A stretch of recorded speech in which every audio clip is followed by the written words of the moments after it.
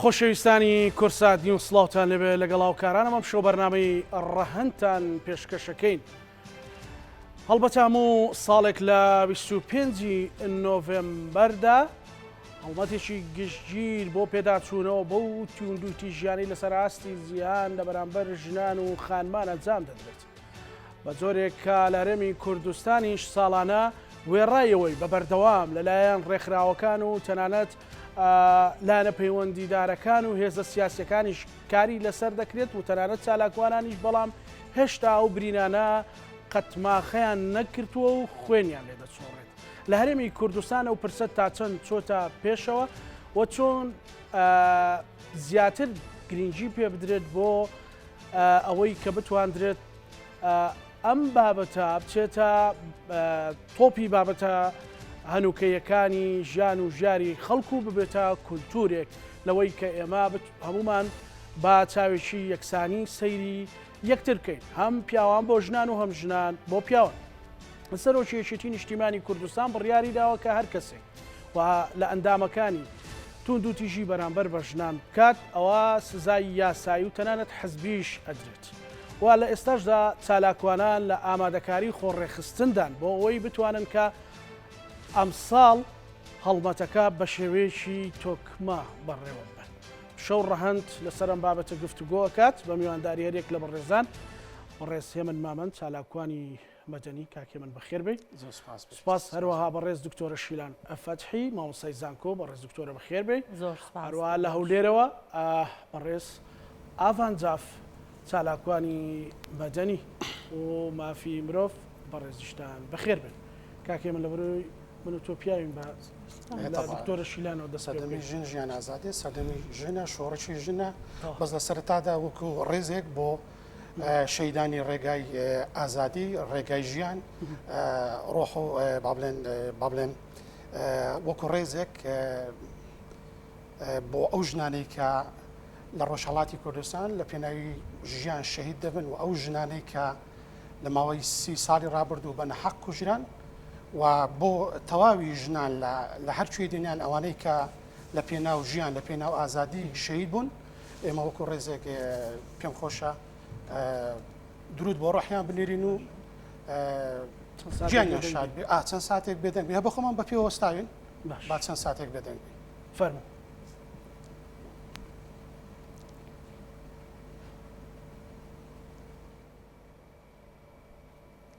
ڕۆحی هەم لە یەکشاد درود بۆ ڕۆحی هەموو ئازادی خوازێک. دکتۆرە شیلان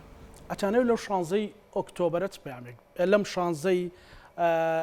ڕۆژەی 25 نۆڤێمبەرە پامێک بێنە لەگەڵ هێمن مامەند بیهرەبێ بچێ سەر پرسە سیاسیەکان دیسان چوومە سەر 16 ئۆکتۆبەر و پرسەکانی ڕیفراندۆم.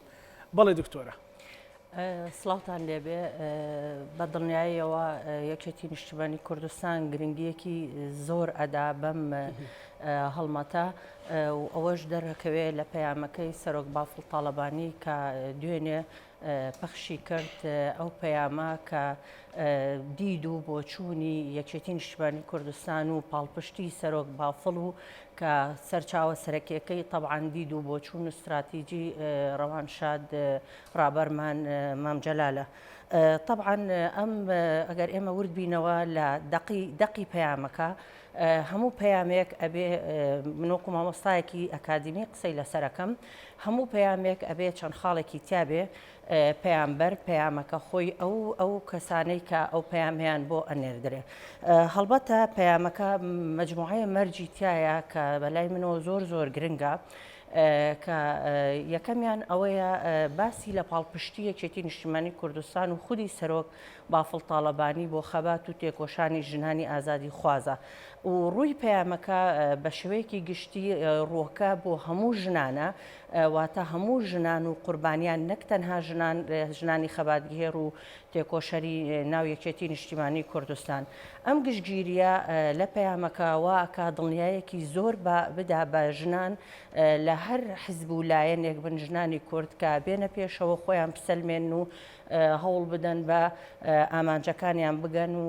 خۆیان طبعاً خۆیان بسەلمێنن. خاڵێکی تر کە ئەمەوێ زۆر گرنگی پێ بدەم ئەوەیە کە پەیامەکە بە سیغەی ئەمر هاتووە مجموعەیە فەرمانی تایە کە ئەمە زۆر دڵخۆشکەرە ئەم ئەمرانە خۆمان ئەزانین کە سیغەیەک فەرمان بوو کە ئەمر بوو یعنی ئەمە بە هیچ شێوەیە هەڵسەنگاندن یان تەفسیر هەڵناگرێت تەویل هەڵناگرێت و ئەبێ ڕاستە و خۆ جێبەجێ بکرێت لەلایەنە پەیوەندیدارەکانەوە بۆیە چەند پێشتر کە زۆر جار ئەم هەڵمەتانە ئەکرا کە مەسەلەن خودی کەسی یەکەمی حزبەکان ناهاتنە پێش یان حزبەکان بەو شێوازە پاڵە پشتیان نادایە بەرویان دەستیان لێ هەڵناماڵی بووی ئەمە وا ئەبوو وایە کرد کە ساردبوونەوەیەک هەبێیان پەیامەکان زۆر ڕوون و زۆر وازح نەبوون و زۆر دقیق نەبوون تەفسیر و تەویلی جیاجای هەڵەگرت وایە کرد ئەو ئەوامرانە یا ئەو پەیامانەوەکو خۆی جێبەجێ نەکرێت. بەڵێ زۆر باشە دکتۆرە کاکێ من تۆ لە خیتاب و لە بەرنامە تەلەڤیزۆنیەکان خیتابێکی توندت هەیە بەڵام لەسەر مەسەلەی ژن داکۆچیکارێکی سەرسەختی 16 ڕۆژە پێت وایە بێت چی بکرێەوە لە ڕابردوودا بۆچی ئەو برینانەی کوشتنی ژن و توندوتیژی بەرامبەر بە ژن و نەبوونی یەکسانی تا ئێستا ئەو نەزیفە بەردەوام زین سۆنە کاکزانە ئێمە زۆر جار پێمان دەڵێن مونەرم ژنانی تەوان هەموو شانازی بە هەموو ئەو چەمکان ئەو ناوانە دەکەم ینی من زۆر بە سادەی دەمەوە قسە بکەم زۆر بە سادەی قسە بکەم بۆی هەموو خەڵک تێمان بکات ئێمە هەمومان لە ژنێک دروست بووین من پێش بەرنامەکە لەگەڵ ژنێک لەگەڵ دایکت لەگەڵ دایکم قسەم کرد لەگەڵ ژنێک قسەم کرد کە 9 مانگ منی لە سچی خۆیدا حەشاردا و منی دروست کرد باشە منی هێنا بۆن یعنی ئەم 9 مانگەی کە لە هەموو پیاوێک لە گۆی زەوی کە 9 مانگ لە سچی ژنێک بووە حەدەبێ بەرامبەر یعنی ئەم وەفایە ڕێز لە ژن بگرێ ئەگەر نا ئەمە نمەک حرامە بەڕاستی ژێن یعنی ئێستا من لەم دکتۆرە بە ڕێزە دەپرسمەوە لەگەڵمانە باشە ئەمە سعات 10 دقیقەیشەوە نزیکەی دکتۆرە هەیە و هاتووە و دوو چاوی هەیە وەکو من دوو قاچ و دوو دەست وەکو ئینسانێک دکتۆرە جەنابەت هاتووی بە سارەی خۆشت باشە یعنی بارانیشە لە سلێمانی کەس ڕێگری لێ کردی یعنی کەس ئاستەنگێک بوو یعنی چ تاوانێک لە پیاوێک کەم بوو ینی من دەمێ بە سادەی قسە بکەم بەڕاستی کە تۆ هاتی بۆ کورسات بۆ ئەزمەر چ لە پیاوێکم تر بوو چ گوناهێکت کرد چ تاوانێکت کرد ینی کەواتە کاکە ینی ئێمە نازانم ئەم دژایەتی ژن بۆچی ئێمە هەمومان لە ژن بووین هەمومان خاوەن خوشکین کە هەر خوشکێک دنیایەک میهرەبانی بۆ ئێمە بووە هاوسەرمان هەیە هەرچەندە من و تۆ وابزەم نیمانە زۆر باشە یعنی ژن پیرۆزە کاکە ژن پیرۆزە جا چیم پێ دەڵێ کەیفی خۆتە تۆ چیم پێ دەڵێ کەیفی خۆتە بەڕاستی لە مێژووی کووردە هەر لە سەردەمی مادەکاندا هەر لە با بڵێن لە سەردەمی چەند سەدەیەک پێش ئێستا لە ناو کووردە ژن ڕێزی لە گیراوە و ژن یەکسان بووە و هەر بە پێی ئاینی زەردەشتی تاوان من زەردەشتی نیم دوایەت کە مەیکەن هێمن مامە زەردەشتی وەمانە ئاچکە لە سوسیال میدیا داعشەکانی ناو سوسیال میدیای تر هێرش دەکەن هێمن مامە زەردەشتی من زەردەشتی نیم و دایک و باوکم موسڵمانە و مریژ موسڵمانە و شانازی پێوە دەکەم لە سەردەمی مادەکاندا و لە ئاینی زەردەشتی دەڵێت هەمووی سانێکی خاوەن زانست و ڕەوشت جێگەی ڕێز و بەهایە یعنی بە کورد و کرمانجی ئێمە دەڵێن ژن و پیا و فەرقی نییە جا تۆی نازانم چت پێ بڵێم کە دەڵێ کاکە ژن و پیا و فەرقی نییە دەڵێ ئەگەر ژنێک ژنە با بچێ غەباتەی بکە عەمەلەی غەباتەی بکە کاکە ئەم سەردەمە بەسەر چوو ئەم سەردەمە بەسەر چوت کە ژن تۆ توانای تۆ لەوەدایە سعات چواری بەیانی دەچی عەمەلەی غەباتەی کرێکاری غەباتە دەکەی بەڵام ژنێک پێی ناکرێت بەڵام ئەزیزم ئەی تۆ بۆ باسی ئەوە ناکەی ژنێک 9 زمان دەزانی بەڵام تۆ زمان نازانیت باشە ئەمڕۆ سەردەمی عەقڵە سەردەمی ئەوە نییە من دەتوانم چی بازوونیە سەردەمی بازوو نییە سەردەمی ئەوە نییە من دەتوانم بلۆک هەڵگرم تۆی ئافرەتی زەعیفە بە وتەی ئەوان کە لای من زەعیفە نییە بەڵکو ژن بەهێزە ئەم سەردەمە بەسەر چوو کە من دەتوانم کرێکاری غەباتە بکەم بەڵام تۆ بۆت ناکرێ تۆ دەتوانی کرێکاری غەباتە بکەی بەڵام ناتوانانی 9 زمان فێر بیت کوردەکەت باش نییە دەتوانی کرێکاری فڕنی سەمون بکەیت باشە بەڵام ناتوانیت مامۆستای زانکۆ بیت وەکو ژنێک ناتوانانی دکتۆرەیەک بی لە نەخۆشخانەی لەدایک بوونی ژنان کەواتە ئێمە قسەمان لەسەر چییە؟ هەمومان ئەتوانی دەزانی ئەوە بیرێناوەوە کاکزانە ینی خدای گەورە طبعا من خودم زۆر خۆش دەوێت خدای گەورەم زۆر خۆش دەوێت بەڵام کێشەی من لەگەڵ ئەوانەیە کە بوون بە محامی خوددا باشە کێشەی من لەگەڵ ئەوانەیە کە بە ناوی خوددا درۆ دەکەن نعوذ بالله لەبەرچی ینی ئێستا پێ دەڵێن لەبەرچی خدای گەورە کە ئادەمی دروست کرد هەواشی دروست کرد بۆچی بۆی تاواکرد من ئەجینا خۆ ئەگەر ژن پێویست نەبە مثلا خدای گەورە بەس ئادەمی دروست دەکرد تاوا دەیگوت کاکە بەس ئادەم بڕۆ تاوا وانە کەواتە ینی ئێمە حکمت لەوە گرین کە خدای گەورە هەواشی دروست کرد کەواتە ژن و ژیان تاواکەریەکەن و ژن و پیاویش تاواکەریەکەن کێشێ من لەگەڵ ئەوانن کە بەناوی خوا قسە دەکەن بۆچی وەکو گوتم خدای گەورە مەسەلەن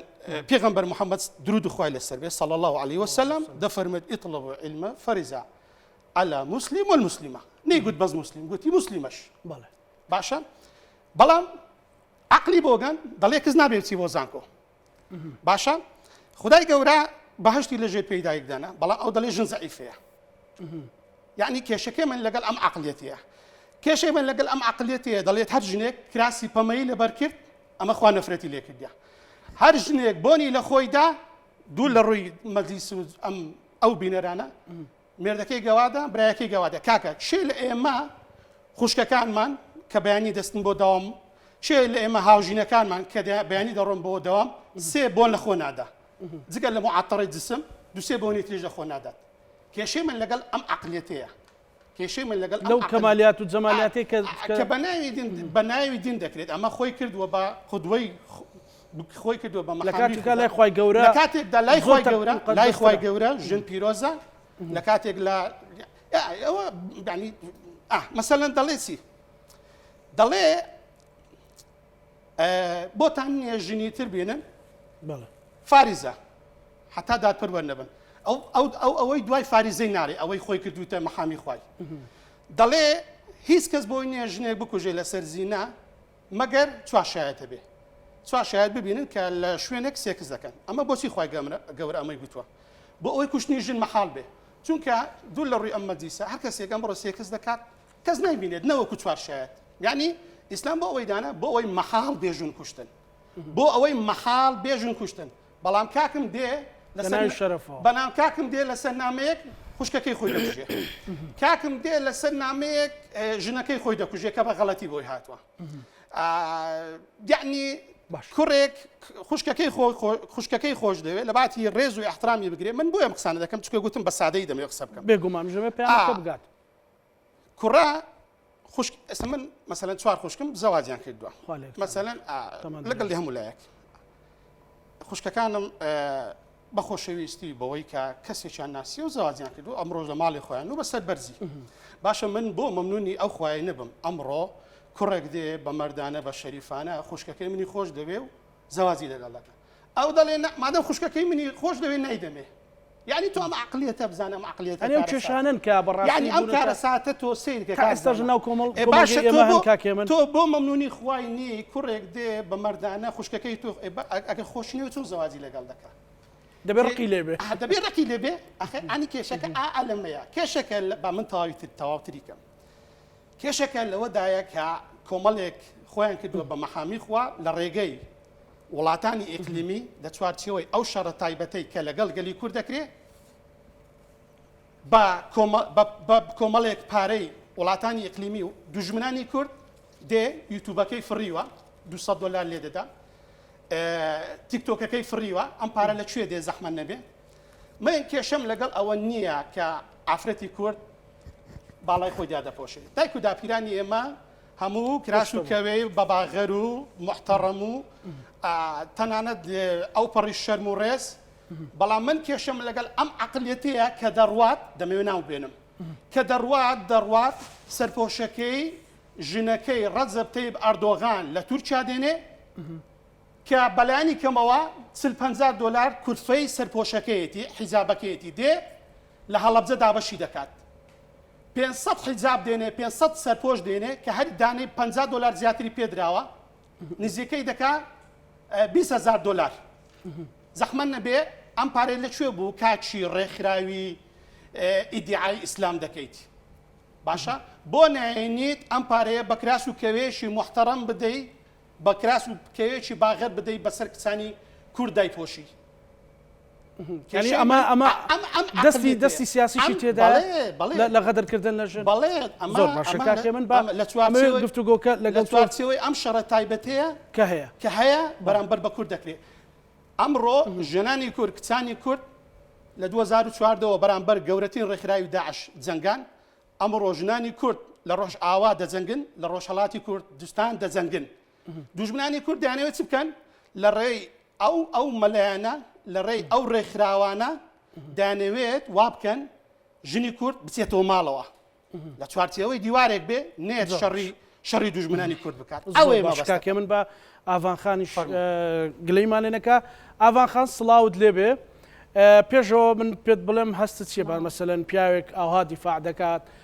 بەو گەرم و گوڕێ دەست لەسەر برینەکان دادنێ خۆی وتەنی بە زمانێکی سادە چەند گرنگە ئێمە و تێگەیشتێکی بەرفراوان و یەکسانمان بۆ پرسەکە هەبێنەوە ئێمە بۆ هەست بکەم کە تۆ جیاوازی لە من جیاوازم لە تۆ شتی لەو بابەتە کاکسانە دەست خۆش ئەگەر سوسیال میدیا و ئەگەر هەنێک لەو کەسانەی کە خۆیان وەکو ڕێبەری گوتاری ڕقوکینە ئەبینن لێمان گەڕێن ئێمە لەگەڵ زۆرێک لە کەسانی وەکو کاکێ من و چەندانی دیکە کەسانێکن هەوڵی تاکە کەسی خۆیان هەیە وەکەوەی کە چالاکوانە بەڵام ئەوە زۆر جار کەسانێکن ئەو گوتارە ڕقوکینەیە بە جۆرێک بارز ئەکەنیان بە جۆرێک بڵاوی ئەکەنەوە کە ئێمە کاتێک باسی مافی ژنەکەین دژی پیا و قساکەین هیچ کات ئەم ژنانەی کە ڕێبەرایەتی دۆزی ژن ئەکەن یاخود مافی ژنانەکەن دایانی وەکو کاکێ منمان لەگەڵە ئێمە زۆر جار لەسەر مێزی گفتوگۆ لە کارەکانمان دەیان هەوڵی دیکە ئەمە جێگای دڵخۆشیە من دەستخۆشی لە کاکێ من ئەەکەم ئەمە زۆر گرنگە ئەمە ئەرکی میدیایە ئەبێ ئەم وێنایەش نیشان بە تەنها ئەوە یەک دیوێک نیشان بکە بڵێ ژنان دژی پیاوان خەبات ئەکەن پیاوانیش دژی ژنان قسە ئەکەن یاخود ئەو کۆد و ئەو گوتارانە بەرەو پێش نەبن یاخود پرۆمۆتی نەکەن هاوکاری نەکەن کە زۆر جار دژ بە دۆزی ژن قساکە دژ بە مافی مەدەنی ژن قساکە دژ بە بەرەو پێشچوونەکانی ژنی کورد قساکە ئەو ئەم گوتارە ئێمە ئەبێ ڕێی لێ بگرین بەڕاستی کاکزانە ئەبێ ئێمە کار لەسەر ئەوە بکەین مینبەری میدیا بکەینە مینبەرێک بەهێمنی قسە بکەین لەسەر دۆزی ژن لەبەر ئەوەی کە دۆزی ژن دۆزێکی دانەبراوە لە کۆمەلگای کوردی دۆزێکە لە ئێستاە ڕەنگە ئێمە ئامارەکانی تونوتیژی بەرامبەر بە ژنان یاخود هەموو ئەو هەراسانکردن و ئەو ئامارە ئەو وێنانەی کە ئیبینی زۆر جار لە ناخەوە زۆر بەمان ئازار بە بەڵام تووشی جۆرێک لە ئەتوانم بڵێم ستریۆتایپ یان مێشکێکی چەقبەستوو بووینە من باش شتێکت بۆ بگەرمەوە زۆر جار کەسانێکن ڕوبەڕوو دەستخۆشیم لێکەن پێم ئەڵێن ئافرین مەوەستا تۆ کچێکی زۆر ئازای بەڵام لەسەر سوسیال میدیا بەم شێوەیە قسە ناکەن چونکە پێیان وایە ئەگەر ئەوان وەکو کاکێ من وتی بێت بڵێ من لەگەڵ تۆ هاوبیرم لەگەڵ تۆ هاوڕام لە بەرەو پێشبردننی دۆزی ژن ئەوە ئەکەوێتە ژێر ئەو گوتارە ڕقوکینەی کە ئەم چەند ساڵی ڕابردوو بەداخەوە کەسانێک ئەتوانم بڵێم لە کوردستان ڕۆڵیان هەبووە یاخود لایەنێکی ڕێکخراوەیی بەبێ ئەتوانم بڵێم بەبێ پلان نییە بەڵکو ڕێکخراوەییە کەسانێک ڕابەرایەتی ئەکەن بودجێکی زۆری بۆ سەرفەکەن بۆ ئەوەی کە ئەو ڕێڕەوەی کە هاتووە تا ئێستا من با پێت بڵێم دوای ڕاپەڕین یەکێک لەو شتانەی کە پێویستە شانازی پێوە بکەین جوڵانەوەی ژنانە بەرەو پێشچوونی ژنانە بە شانازیەوە ئێستا ڕێژەی ئەو خوێندکارە کچانەی لە زانکۆکان ئەخوێنن بە گوێرەی دوایین ئامار خودی وەزیری خوێندنی باڵا و توێژینەوەی زانستی ئاماژەی بۆ کردکە ڕێژەی ئەو کچانەی کە لە زانکۆکان ئەخوێنن زیاترە لە کوڕان ئەمە نامەوێ بڵێم ئەوەی کە کوڕان بێتوانان یاخود هەر شتێکی دیکە دواتر من ناڵێم خوێندن بەسە بەڵام خۆپێگەیاندن بڵێ بەڵام خۆپێگەیاندن ئەوەی کە من خۆم ئەڕۆم کار ئەەکەم خۆم ئەڕۆم سەرچاوی بژێوی خۆم پەیدا ئەەکەم خۆم ئەڕۆم لە بڕوانامێکا ناوەستم بڕوانامەی بەرزتر بەدەست ئەهێنم خۆم ئەڕۆم لە ڕێکخراوێکا کار ئەەکەم بۆچی بۆ من شتێکی چۆن ئەڵێ حەرام بێ لە ڕێکخراوێکی ژن کار بکەم بۆ دۆزی ژن بکەم کار بکەم بۆ دەیان خەڵک لە وڵاتە کە زۆر جارە زەرەر و زیانی زۆر گەورەتریان هەبووە لەسەر قەوارەی هەرێمی کوردستان لەسەر لایەنە ئەمنی و ئاسایشەکانی ئەم وڵاتە ئەوەندە تۆخ نەکراونەتەوە بۆچی کارکردنی ژنان لە ڕێکخراوەکان کە خۆیان کارەکەن بۆ دۆزی خۆیان کە خۆیان زۆر جار بەکارەکانیان بەو هەوڵانە یاخود بەو لینکە هەماهەنگی لەگەڵ ڕێکخراوە نێودەوڵەتیەکان هەیە ئەنا باری قورسی سەر حکومەت و چەندانی تریان کەم کردوتەوە بەوەی کە کار ئەکەن ڕێژی ئەو کچانەی لە ڕێکخراوەکانی ژنان کار ئەکەن کاکزانە زۆرە و بەو گوێرەی ئەوەی کە چەندین توێژینەوە کراوە ڕاپرسی کراوە ڕێکخراوەکانی ژنان یاخود ئەو لایەنانەی کە کارەکەن بۆ دۆزی پرسی یەکسانی جەندەری و مەسلەی فێمێنز ئارامترین شوێنە سەلامەتترین شوێنە بەڵام کاتێک کەسانێک بە گوتارەکانیان هێرشەکەنە سەر دۆزی ژن و ڕەوشی ژنان ئەم خاڵە ئەرێنیانە باز ناکەن نایەن ئەو دیوە گەشە سندوەش بخەنە ڕۆ. بەڵێ زۆر باشە دکتۆرە شیلان ینی ئێوە ئەتانێت لەو 16 ڕۆژە چۆن ئەو پەیامەی سەرۆکی یەکێتی تەوزیف بکەن و بتوانێت وەکو مامۆستای زانکۆ لە ناوەندەکان ئەو هەموو کێشە و گرفتەی کە کاکێ من زۆر بە سادەی پەنجەی لەسەر برینەکاندانە هەنگاوی بۆ بنێن مەسەلەن چۆن ئەو ڕوئیایە گەشە بکات. سەرەتا من ئەمەوێ پێش ئەوەی وەڵامی ئەو پرسیارەت بەمەوە یعنی باسی ئەوە بکەم کە لە کۆمەڵگای شەرقیە با بڵێن ئێمە تێکەڵیەک هەیە لە تێگەیشتن لە دەستەواژەی جێندەر. یعنی ئێمە زۆر بەداخەوە لەواچێ ئەو ناحاڵی بوونە بۆ دوو هۆکارە گەڕێنمەوە هۆکارێکیان ئەوەیە کە هەندێک کەس لەم کۆمەڵگایە فکر و عەقڵ و هزریان زۆر چەق بەستووە لە هەموو شتێکی تازە یان هەموو شتێک کە بەلایەنەوە نامۆیە لێی ئەترسن و یەکسەر ئەکەونە دژایەتیکردیان بێ ئەوەی لێی تێبگەن. ئەوەی تریشیان ئەوە بوو کە کاگێ من و ئاڤانخان ئیشارەتیان پێکرد کە بەرنمەیەکی بۆ داڕێژراوە بودجێ بۆ تەرخان کراوە کە وا بکەن ژنی کورد بە هیچ شێوەیەک نێتە دەرەوە و بەعکسەوە لە ماڵەوە بێ و ڕۆڵی خۆی نەگێڕێ لە ناو کۆمەڵگایە. خۆی جەندەر بۆ هاتای ئەوە نایە من بێم فەرقەکان یان فەرقە فەردیەکانی نێوان پیا و ژن یان نێوان ئەو دوو ڕەگەزە ئلغا بکەمەوە نەیهێڵم. یعنی جێندەر لەسەر ئەوە کار ناکە کە من بڵێم پیا و ژن یان ڕەگەزی مێ و نێر نییە بەڵام لەسەر ئەوە ئیشەکە کە ئێمە یەکسانی لە ئەرک و مافی ئیتر سەقافیە کولتوریە کۆمەڵایەتیە هەتا ئەگاتە ئەوەی کە من ئەرک و مافی خۆم بزانم لە ڕووی سیاسەتەوە یعنی من بێمە ناوەندەکانی سیاسەت و بڕیاردانەوە بۆیە ئەوان بەڕای من ئەوان لەوە ئەترسن کە ژن بگاتە ئەو مەرحەلەیە بگاتە ئەوەی کە بێتە کەسێکی بڕیاردەر لە ناو وڵاتەکەیە لە ناو کۆمەڵگاکەیە یعنی ئەوان لەوا چێ پێیان ئاسایی بێ تا ڕادەیەک ژن مامۆستا بێ تا ڕادەیەک ژن دکتۆر بێ تا ڕادەیەک ژن تەنانەت دادوەر بێ بەڵام پێی ئاسایی نییە ژن ببێتە بڕیاردەر لە ناوەندەکانی سیاسەتە بڕیار بدا لە دۆز و کێشەکانی ملەتەکەی بۆیە ئەوان بە هەموو شێوەیەک بۆ ئاراستەی ئیشەکەن کە ژن نەگاتە ئەو ئاستا خۆی جێندەر لەسەر ئەوە ئیشەکە کە من لەسەر ئەو فەرقە جیاوازیەی نێوان پیا و ژن ئیش بکەم وا بکەم ئەو جیاوازیانە ببنە ئەوەی تەوازونێک دروستکەن لە ناو کۆمەڵگایان تەکاملێ دروستکەن تەواوکەری یەکتر بن خۆی بۆ کاکێ من ئیشارەی پێدا خۆی تەعالا کە ئادەمی دروست کرد بە دوای ئەوە حەوای دروست کرد لەبەرەوەی ئەزانێ جیاوازیەک هەیە و ئەم دوانە پێویستیان بەیەکە بۆی بتوانین کۆمەڵگایەکی تەواوکەری یەکتر دروستکەین. بۆیە ئیستا کە مەسەلەن تۆ کێشەیەکی ژن و پیاوێک کە ئەچێتە محکەمە بەڕای من ئەبێ دوو دادوەر هەبێ، دادوەرێکی ژن و دادوەرێکی پیاو، چونکە دادوەرە ژنەکە ناتوانێت لەوە تێبگا کە من ئەم پیاوە مەسەلەن کە جیا بنەوە من ئەم پیاوە محرومەکەم لەوەی کە مناڵەکانی ببینێ ئیلا بە ئیزنی حاکم و لە ڕووی حاکمەوە بە چاودێری کۆمەڵایەتی یان دادوەرە پیاوەکە لەوە تێناگا کە من ئەم ژنە بە چ معاناتێکە تێپەڕیوە تا گەشتۆتە ئەو ڕادەیە کە بڕیاری جیابوونەوە بدا لە هاوسەرەکەی. ئێمە ینی زۆر بەداخەوە ئەو تێکەڵکردنە هەیە لە نێوان ئەوەی کە من ئەڵێم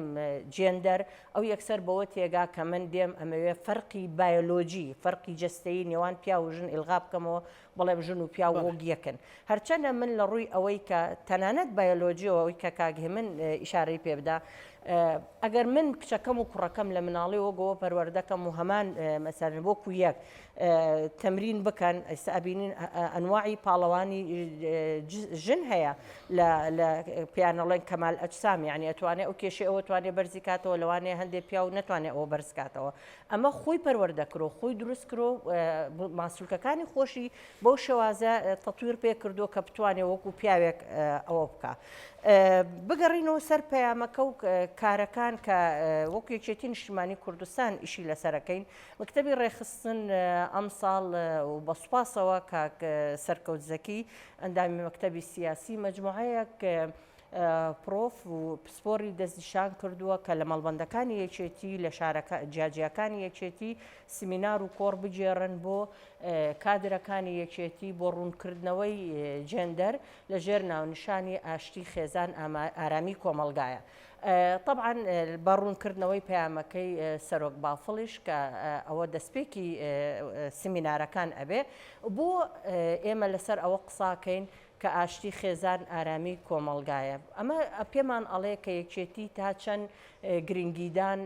بە ئارامی خێزان ئەدا گرنگی بە ئارامی کۆمەلگا ئەدا ئێمە پێویستمان بە تاکێکی تەندروستە تاکێک کە دوور بێ لە توندوتیژی نەبەرکەوتەی توندوتیژی بێ نەخۆی توندوتیژی بکە. ئێمە ئەزانین ئەم تاکە بەشێکە لە خێزان ئەم خێزانش کۆمەلگا پێکەێنێ کاکزانە بۆیە ئێمە پێویستمان بەوەیە کە کۆمەلگایەکی تەندروستمان هەبێ کە پێک دێ لە چەند لەم خانەوادە تەندروستانە و پێک دێ لەم تاکە تەندروستانە. هەر پەیامەکەی کاک بافڵ خۆیە گەربەی ئێمە لە خاڵی یەکەمیان لی قوڵبینەوە دەقەکە لی وردبینەوە ئەبینین خۆی لە خۆیدا ڕەخنەگرانێ لە دیوێکی تری ڕەخنەگرانەیە کە ئێمە ڕازینین نە سەرۆک بافڵ نە ژنان نە یەکێتی نیشتیمانی کوردستان بەو ئاستەی کە ئێستا پێیگەشتوین کە ئێمە ئەڵێن بەرو یەکسانی جێندەری ڕوین بەوە نەگەیشتون و لی ڕازینین بەوەی کە ئەو بەڕوونی باسی نیگەرانەکانی خۆیەکە لە ئەو تەسکردنەوەی مافەکانی ژنان کە لەناو کۆمەڵگەی کوردەواریە هەیە. زۆر باشە گفتوگۆ زیاترەکەین کاکێ من بڕێزت کە چالاکوانێکی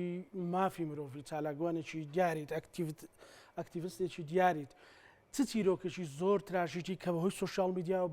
بۆ بە بەڵایەک بەسەر ژن بینی و تیان بیستوتەیان ئاگات لێی بۆ بەسەر ئەگەر لای جەنابەت هەبێ. وڵی چیرۆکی تراژیدی زۆرن ینی چیت بۆ باسکەم لەو ڕۆژانە کەسێک پەیوەندی پێوە کردم کە مامۆستای زانکۆشە ئەنی ژنە لە ڕەگەزی با بڵێمەیە مامۆستای زانکۆیە چووە با بڵێن لە گربوونەوەیەک لە خۆپشاندانێک هەرچیەک ناوی لێ دەنێ بۆ دیفاعکردن لە با بڵێن ژنانی ڕۆژهەڵات ئەو شۆڕەشەی کە ئەمڕۆ سەری هەڵداوە لەژێر دروشمی ژن ژیان ئازادی لە ڕۆژهەڵات و لە تەواوی گەلانی ئێران پەیوەندی کرد زۆر دەگریا وتی من مامۆستای زانکۆم تەمەنم سەروی 45 ساڵە چوومەتە پشتگیری شۆڕەشێکی وام کردووە وەکو کوردێک وەکو ئینسانێک باشە مامۆستای زانکۆم کەچی شوبراکەم پەیوەندی پێوە کردوم بە تەلەفۆن دنیایەک جنێ و سوکایەتی و هەڕەشەی لێ کردوم لە بڕی ئەوەی کاکەم کابرای سمێر دەستکەکەرەوەس لە بڕی ئەوەی ینی کاکە تکایە با ئەوژنە لە سوکایەتی بە پیاو کردو من احترامەدانێ ئەمەش بۆ خۆشی لە بڕی ئەوەی خۆی بڕوا شان بەشانی ژمبراکەی یان حولی دەڵێن براژنەکەی بڕوا دیفاع لەم شۆڕشە بکات گەربوونەوەیەکێت ساڵاتچیەکە کەسی دێت دنیایەک جنێ و سوکایەتی بە ژمبراکەی دەکات کە مامۆستای زانکۆیە کە تەمەنی سەری 45 ساڵە کە خاوەنی شخصیەتی خۆیەتی باشە جنێوی پێدات ینی ئەمە قڵیەتانە هێشتا ئەم عقلێتە زۆر کارەساتە دەزانی قەسەم بە ئەڵڵاه ئەمە چیرۆکی دروستکراون نیە قەسەم بەو خدای کە گیانی هەمومانی بەدەستە تەمەنت سەروی 45 ساڵی مامۆستای زانکۆبی شوبراکە تەحکم بکە بە ژیانی تۆوە لە کاتێکدا نەتاوانت کردیە نە شتێکی ناشرێت کردووە بەجلێکی تەبیعی و بەسەر پۆشێکەوە چووە دیفاعی لە شۆڕشی گەلەکەی نەتەوەکەی کردووە کاکە گیان تۆ ناچی براژنەکەت دەڕوا لە بریەوەی تەلەفۆنێکی بۆ بکەی دەستخۆشی لێ بکەی براژن کە من وڵی بۆم نەکرا دەبواە خۆم بێم بەڵام تۆ چووی تۆ زینەوی پێ بدەی سوکایەتی سڵاو لە مەردایەتیت بڵێ سڵاو لە مەردایەتی بکە دەستخۆش ئەم فەریشانازت پێ مەردایەتی وەکو بابەتە مەزازەکە وەکو ئینسانێک ینی تۆ وەکو ژنێک چووی دیفاعت لە نەتەوەکت کردووە دەستخۆش براژین وڵی من نەمتوانی بێم ئیشم مەبوو تۆ لە زیاتی منیش چووی دەستەکان خۆش بێ تۆم بینین لە تەلەڤیزۆن شانازیت پێوە دەکەم ینی ئەم عقلیەتە زۆر کارەساتە ئەم ژنە تەمەنی 45 ساڵە سەر 45 ساڵە مامۆستای زانکۆیە نییە لە خوار هەش دەبێت پەیوەندی بەوە هەیە پەیوەندی بە مەسەلەن دواکەوتوی پەیوەندی بە شار و دەرەوەی شار پەیوەندی بە حزباتی و پەیوەندی بە چیەوە چۆنە کاکزانە پەیوەندی بە کۆمەڵک شتوەیە بەداخەوەی مەسلەی زوڵمکردن لە ژێن ئەمە مێژوەکەی دەگەڕێتەوە بۆ هەزاران ساڵ لەمەوە پێش بەڵام لەناو کووردا لە دوای ڕاپەڕین ئەمە سەری هەڵدا و بزات لەم چەند ساڵەی دوایی پێشتر پێم گوتی لە چوارچەوەی ئەم شەڕە تایبەتەی کە دەکرێت کۆمەڵێک مەحامی خوددا پەیدا بوون کە خوددا پێویستی بە هیچیان نییە باشە هاتوون بە پارەی دوژمنانی کورد ئەم شەڕە تایبەتە نەفسیە لەگەڵ کوردەکە کورد خەریک دەکەن بەم بابەتە لاوەچیە لە کاتێکدا لە مێژووی کووردا ژن کوشتن نەبووە بەڕاستی ژن کوشتن نەبووە بەڵکو لەم چەند ساڵی دواییدا ئەمە زەقی داوە تۆ هەموو ڕۆژ ئەم گوتارە توندانە بڵاوکەوە لە یوتوب هەموو مامۆستای ئاینی دەبینم هەموو ڕۆژێ وتاری دەدا هەموو ڕۆژ ئەم قورئانە پیرۆزە ئەوەندەیە باسی یەک دنیا علمی جوان دەکا باسی ناسا دەکا باسی ژێر زەوی و سەرزەوی باسی هەفت طبقی ئاسمان دەکات باسی سەرزەوی و ژێرزەوی دەکات باسی دنیایەک توپ دەکات باسی دنیایەک عەدالەت دەکات باسی ئازادی دەکات باسی گیانەوەر و زیندەوەر دەکات کەچی ئەو باس تەرکیزی لای احترامان لای گەڵی ژنە باس خەریکی ژنە ڕۆژی حتا ئێوارێ لە یوتوب لە تیکتۆک باسی ژن دەکات کاتێکیش وڵاتانی دنیا زانایانی دنیا شتێکیان دۆزیەوە دەڵێ 1500 ساڵە لە قورئان باسی کراوە ئەی جەناب تۆ 1500 ساڵە لەکوێ بووی بۆ هەتا ئەو نەیدۆزیەوە تۆ قسەت نەکرد تۆ هەر خەریکی سوکایەتی کردن بە ژوون بووی ئەمە بەدیوە کۆمەڵی خەڵکە کە بە غەڵەت لە پەیامی پیرۆزی ئیسلامی ئەمە لە چواشی ئەم شەڕە تایبەتە دیوێکی تر عەقلێتێک لەم وڵاتە کە من هەموو ساڵ ئەم وتارە دووبارە دەکەمەوە یان دەینووسمەوە عەقلێتێک لە وڵاتە بەڕێوە دەبات بە تایبەتی لە 25 نۆڤێمبەر کە ئەمڕۆ دێ باسی ئازادی ژن و نازانم چی دەکات بەڵام خۆی هەتا ئێستا ئامادە نییە لە عەشیرەتەکەی خۆی کچی بدا بە عەشیرەتێکی تر تا ئێستا کەس نازانی ژنەکەی چێ ناویسیە لە کاتێکدا سەرۆکی وڵاتە وڵات بەڕێوە دەبا سەرداج عوسمانیان تیرۆر کرد لەسەر یەک وتاری خەیاڵی ئەم عەقلێت ئەم وڵاتە بەڕێوە دەبات بۆیە پرسی ژن پێش ناکەوێت وە کاتێکیش ڕێسکەیەک دەبینیەوە ڕێسکەیەک دێت دەبینیەوە بۆ ئەوەی ژن پێشکەوێت بۆ ئەوەی چیتە ژن کوشتن دەمێنێ ئەم عەقلێتە خێڵە چێکە ئەم وڵاتە بەڕێوە دەبات دیسان دێت بە هاوکاری کۆمەڵێک بەکرێگیراو لە چوارچێوەی شەڕی تایبەت دێ خەریکت دەکات بە ژن کوشتن بە وتاری ژن ژن ڕۆژی هەتا ئێوارێ ئێ بکاکە زانیمانە هەفتەی یەک وتار هەیە بەڵام هەموو ڕۆژێت تۆ وتارێکت هەیە لەڕێ ئەم سوسیال میدیاوە ژەهر دەرژێنێتە ناو کۆمەڵگە پیاوی کوردیش مامۆستا لای پیرۆزە کە ئەو هەر قسەی کرد دوواری قسەی کرد ئیتر تەنها مامۆستایانن کاکێ زانی چۆنە کاکە جان هەر مامۆستان نییە یعنی ئێمە پەروەردەکەمان سەقەتە کاکزانە تازە ئاوانخان باسی زانکۆی کرد باشە منیش هەفتەی ڕابردوو دەڕۆژێک لەمەوبەر بە پێی راپرسیەک 156 ئەوانەی کە لە زانکۆ پەیمانگاکانە لە ڕێگە زیمێن باش ئەمە جێگەی دڵخۆشیە بەڵام چێ لەوەیە چێ لە زانکۆ دەرسی پێ دەڵێ ئەوە گرنگە لە زانکۆ چ دەخوێنی ئەوە گرنگە من هەفتەی ڕابردوو سیمینارێکم کرد لە یەکێک لە قوتابخانەکانی سلێمانی یعنی باسی مەسەلەی ئەم یەکسانیم کرد یەکسانی بەمانای مرۆڤ ئەوەی نەکەێتەوە جێندەر هەل لە تعریفی جێندەر تێناگە هەل لە خۆیەوە دێت دەڵێ ئەوە گروپی دکتۆرە شیلان باسی کرد لە گروپێکیان هەیە دەڵێەوە هێمن مامەند بڕۆ لە فەیسبووکەکەی خۆی باسی جێندەر دەکات هەروو زینەوە بەدایکی خوشی بدە هەروو ریپۆرتی لێدا هەل لە خۆیەوە نازانی جێندەر چییە تعریفی جێندەر چییە هەل لە خۆی بڕۆ زینەوە بدە یعنی خەڵکێک دروست بووە گروپێکی داعشی دروست بوات من یعنی هێزەکانی ئاسایش بەڕاستی یعنی پێش ناکە لەوێ بگەڕن بەس لە سۆسیال مدیا بگەڕێ هەموو ئەو داعشانە دەدۆزێتەوە کە داعش تەنها چەکدار نییە داعش هزر و فکر ئەم کۆمەڵگای داگیر کردووە هەموو بۆیە هەوڵی ئاکتیڤیست و چالاکوان هەندێک مێدیاش سەرناگرێت لەو حاڵەتانە بڕۆ تەماشا هەل لە خۆیە جنێو بەڕێکخراوەکانی ژنان دەدات هەل لە خۆیەوە بۆ دەیوێت ئەو نەفەسەی کە هەیە باسی ئازادی دەکات ئەوەش نێلێت هەل لە خۆیەوە دەڵێ ڕێکخراوەکانی ژنان کۆمەلگایان شێوان لە خۆیەوە دەڵێ بابا من سەرڕای دنیای کتێبینیم لەسەر ڕێکخراوەکانی ژنان بەڵام وەڵی ژنی زۆر بەڕێزی تێدایە خوشی زۆر عەزیزی تێدایە دەیان کێشیان حەل کردووە دەیان یعنی ڕێکخراوەکانی ژنە بۆ نمونە مەسەڵەن شەڵتەرەکە 200 کەیسی حەل دەکات لە ماوەی ساڵێکدا ئەوەی کە من ئاگادار بم بەڵام ژنێک لەسەر ئیمزای خۆی دەڵێ من لە شەڵتەرەکە دەڕۆمە دەرەوە باش کاکە مەڕۆ دەرەوە دەکوژرێ نەئیلا دەڕۆم دەڕواتە دەرەوە دەکوژرێ کاکە ئەم ژنە کوژرا پیرەمێری شاعیر دەڵێ 1000 چاکە بکەیت لەگەڵ ناپیاوە یەک جار بێدڵیت کرد دەیدا بە ئاوە شەڵتەرەکە لە ماوەی ئەم ساڵەدا 300 کەیسی حەل کردووە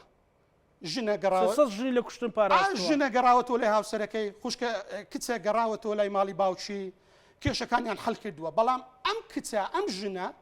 کە لە شەڵتەرەکە دەردەچی دەکوژرێت بەدەستی پیاوێکی نەزانی خێلەکی گروپە داعشیەکە دەڵێ بڕۆ جینێو بدە بڕۆ جینێو بدە بە شەڵتەرەکان بۆ ئەوەی ئەم شەڵتەرەیکە هەیە کە ژنداڵ دەدەدا لە دەست ئەم چەتانە نهێلن ئەو ڕێکخراوانەی کە باسی ئەوە دەکات ژن و پیاو لە مافدا یەکسانن ژن و پیا و حەقی خۆیانە بژین نابێت ئەم فرەژنێ نابێت مسیار کە کارە ساتێکە کاچی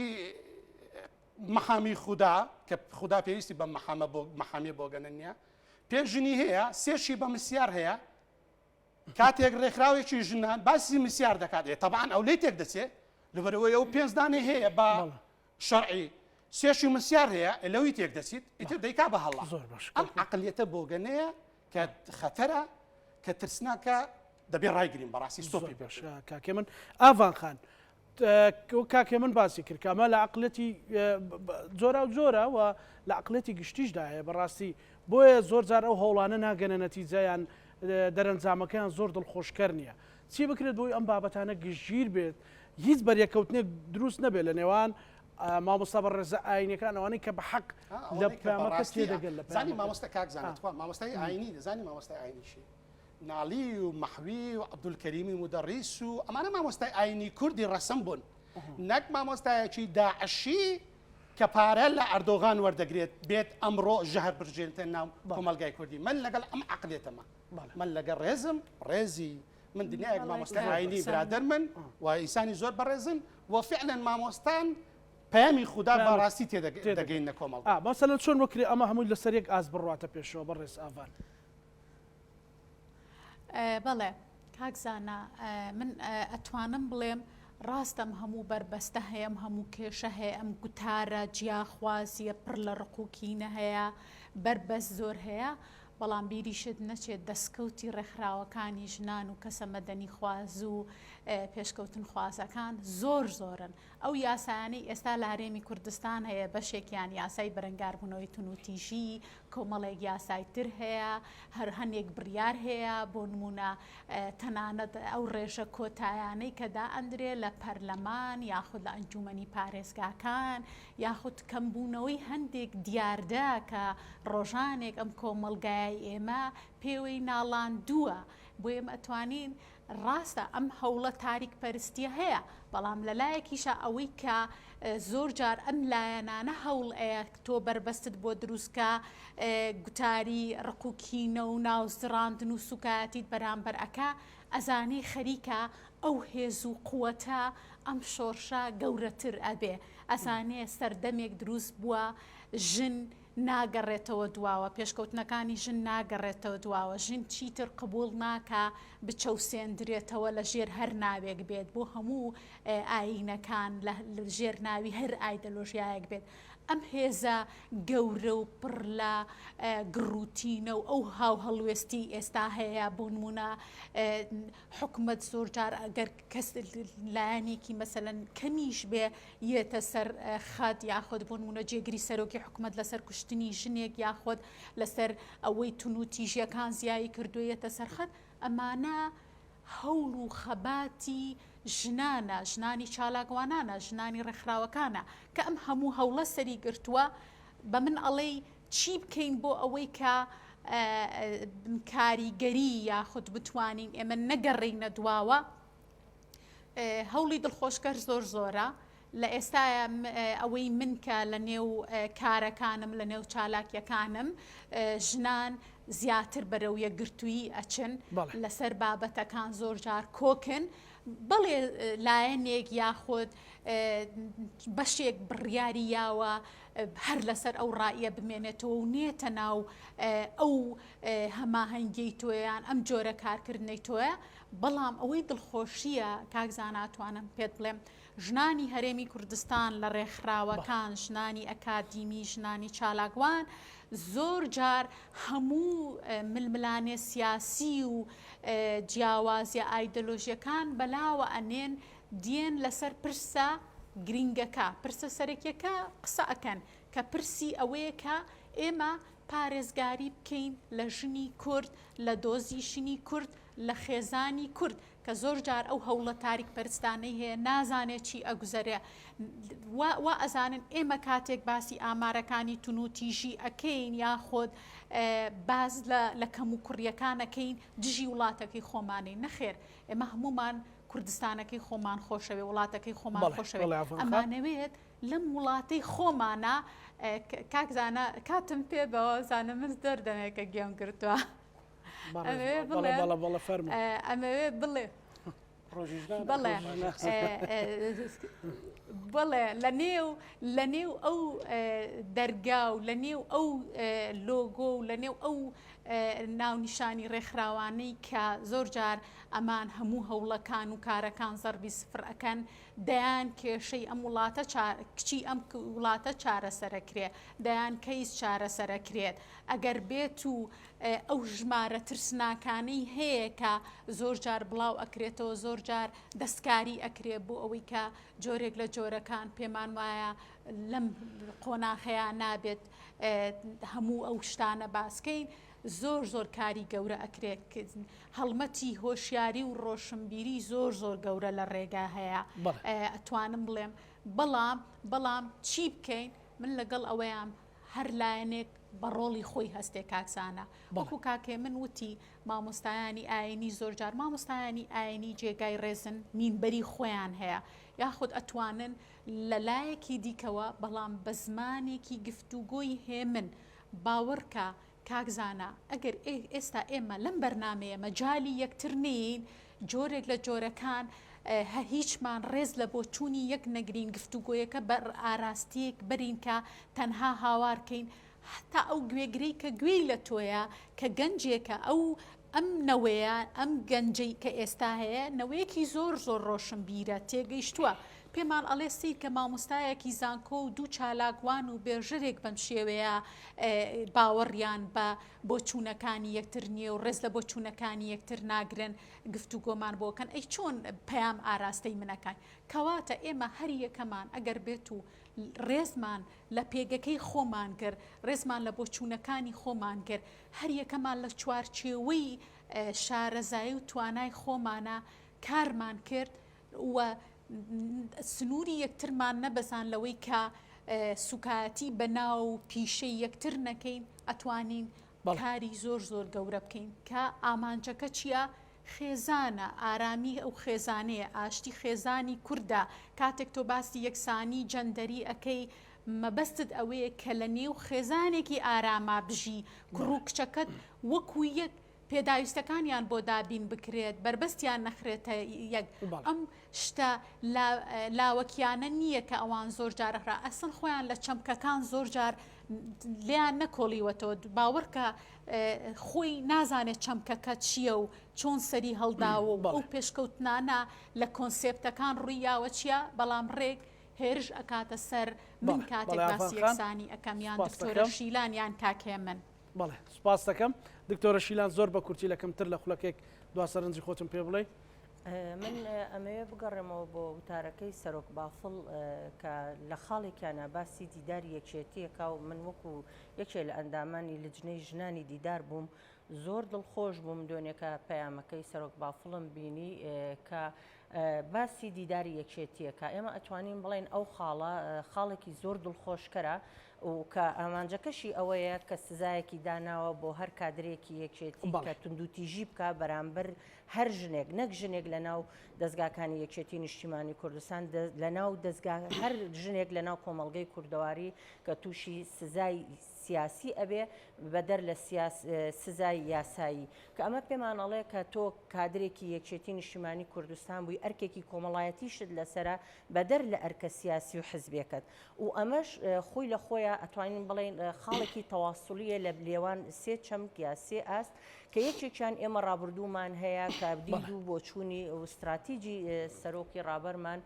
خوا لێ خۆشبوو مامجەلالە پاڵپشتی ئێستا و ئایندەمان کە سەرۆک بافڵە و یەکێتی نیشتیمانی کوردستانە بە قیادەکەی پاڵپشتی دۆزی یەکێتیەکە و سێمیش جێبەجێکردنی مەطلبێکی سەرەکی ژنان بوو لە دیداری یەکێتی نیشتیمانی کوردستان کە داوای ئەو پارێزیان ئەکرد لە سەرۆک بافڵ. سپاس دەکەم لەکەمتر لە خولەکەی کاکێمە زۆر باشە سەدەی 20 ئابڕوومان چوو بوو لە دنیای بەوەی کە ئەوەی کە کورد ژن کوژە بەڵام سەدەی 21 تێمان هێناوە ئەمڕۆ هەموو دنیا بە زمانە جیاوازەکان دەڵێن ژن ژیان ئازادی کە ئەمە ئەم دروشمە با بڵێن پارتێکی کوردیە کە ئەویش پەکەکەیە خودی ڕێبەرەوە جەلانە کە کوردێک هەمومان دەبێت شانازی پێوە بکەین تەڵان من پەکەکە نیم ئەگەر ئەموتەی مەسعود بارزانیش با مادەم کوردە من شانازیم پێوە دەکرد سەدەی 21 سەدەی ژنە ئەمڕۆ بە دروشمی ژن ژیان ئازادی شۆڕشی ژن لە تەواوی دنیا دەنجی داوەتەوە ژن سەر دەکەوێت و من لێرە دەمەوێت پێتان بڵم یعنی ئەم قسانێکە دەکەم مەڵێن وڵا کابرامون نەرمە و حەزی لێ لەم ڕێگەیەوە ژن خۆشیان بێوەنامەی لە بۆ بنێرن ئەنگۆ هەمووتان خوشی منن چاوتان مەزەکەم ژن ژیان ئازادی ژن سەر دەکەوی شۆڕشی سەدەی 21 سەدەی ژنە. زۆر سپاس بۆ بەڕێز هێمن مابند چالاکوانی مافرۆ سپاس بۆ بەڕێستان سپاس بۆ بەڕێز دکتۆرە شیلان فەتحی مامۆستای زانکۆ سپاس بۆ بەڕێز ئاڤانجاف چالاکوانی مافی مرۆڤ سپاس بۆ هەرسی میوانەکان دواوتەی منە وەرنەگر وابزان دواوتەی بەڕێزت فەرمۆ فەرمۆ بەڵێ من بۆ مافی خۆم دەنگ هەڵا بڕم مۆنتێر و کامێرەمانیش هەمووی هیچی ناتوانێت قەتعیکا فەرمۆ یەک ئەگرین لە پێناو بەرەنگاربوونەوەی توندوتیژی دژ بە ژنان. زۆر سپاس بۆ ئاڤانجاف بینەرانی خۆشەویست ئێوەشە بە لایەکتان ئەمانەتی خوای گەورە بن خواتان لەگەڵ